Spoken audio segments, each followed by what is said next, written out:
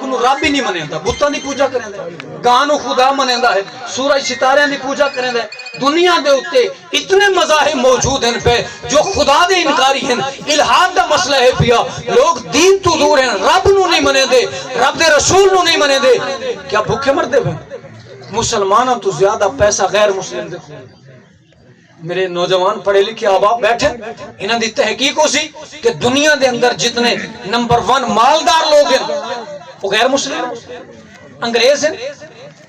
پیسہ انہاں کو زیادہ ہے مولا علی پاک دی گل میں تھے بطور دلیل عرض کرنا چاہنا ہوں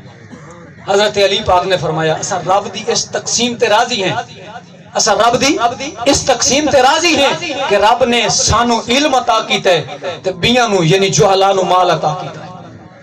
جڑے دین تو دور ہیں رب تو دور ہیں پہ جڑے رب نو رب ہی نہیں منے دے خدا نو خدا نہیں منے دے رازق نو رازق نہیں منے دے خالق نو خالق نہیں منے دے رب انہاں نو عطا کرے دے سونے نبی نے ارشاد فرمایا رب جڑے دنیا تقسیم کرتا ہے اپنے یاراں نو ہی دیندے اپنے مخالفاں نو ہی دیندے فرمایا جڑے دین تقسیم کرے دے اپنے غرداراں نو نہیں دیندا اپنے پیاریاں نو دیندا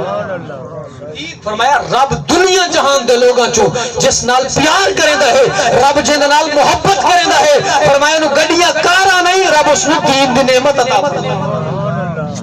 اگر تمہارے کو دین ہے